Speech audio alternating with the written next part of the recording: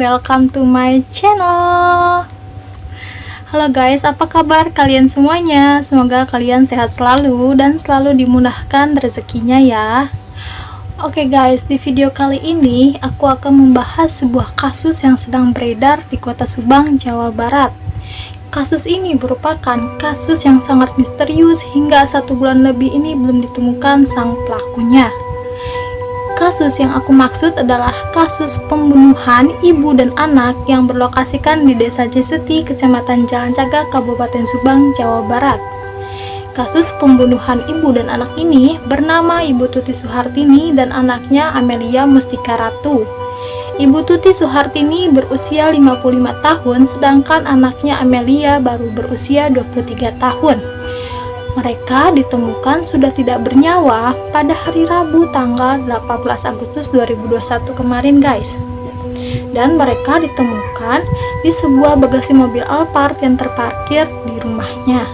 Dan yang pertama kali menemukan jasad mereka adalah Bapak Yosep. Bapak Yosep merupakan suami dari Ibu Tuti Suhartini dan ayah Amelia sendiri. Awal pertama kali menemukan jasad mereka, kronologisnya Pak Yosep itu pulang ke rumah Ibu Tuti dalam keadaan berantakan. Dan Pak Yosep melihat banyak banget bercak darah yang menuju ke arah bagasi mobil Alphard.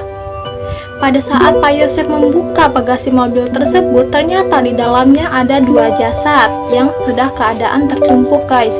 Jasad itu adalah jasad istrinya dan jasad anaknya. Lalu Pak Yosep melaporkan ke Kapolsek terdekat, yaitu Kapolsek Desa Jalan Cagak, Kabupaten Subang, Jawa Barat. Dan Pak Yosep melaporkan diduga perampokan dan pembunuhan. Pihak kepolisian langsung bergegas ke TKP bersama Pak Yosep. Pada saat tiba di TKP, pihak kepolisian langsung menginvestigasi siapa pelakunya yang melakukan pembunuhan keji itu. Dan pihak kepolisian langsung menelusuri semua keberadaan di rumahnya serta tetangga terdekatnya. Setelah melakukan pemeriksaan, pihak kepolisian mengatakan bahwa ini adalah kasus pembunuhan, bukan kasus perampokan dan pencurian. Karena tidak ada tanda-tanda kerusakan baik di pintu dan jendela rumahnya, bahkan harta berharga di dalam rumahnya pun tidak ada satupun yang hilang kecuali 1 handphone korban yang hilang. Dan bahkan ada uang 30 juta di dalam kamar korban pun tidak ada yang ambil satupun. Dan pihak kepolisian juga mengatakan bahwa Ibu Tuti Suhartini meninggal pada jam 1 pagi dan diduga meninggal di kamar tidurnya saat ia tertidur. Sedangkan anaknya Amelia Mustika Ratu meninggal setelah 4 jam kematian ibunya, yaitu jam 5 pagi, dan Amelia sempat melawan sang pelaku sehingga Amelia meninggal dunia. Dan kedua jasad mereka pun sempat dibersihkan di kamar mandi. Kenapa sempat dimandikan? Lalu setelah itu pihak kepolisian langsung menginterogasi Pak Yosep, karena Pak Yosep itu pertama kali yang menemukan jasad mereka, dengan menginterogasi selama 8 jam dan memberikan 50 pertanyaan. 50 pertanyaan ini semacam riwayat hidupnya, hubungan dengan korban, dan alibi saat kejadian. Dan dari beberapa pertanyaan, Pak Yosep tidak tahu apa-apa, dan saat kejadian Pak Yosep sedang berada di rumah istri keduanya. Oh, berarti Pak Yosep ini mempunyai 2 istri gengs. Yang satu istri yang dibunuh dan istri yang keduanya itu yang bernama Mimin.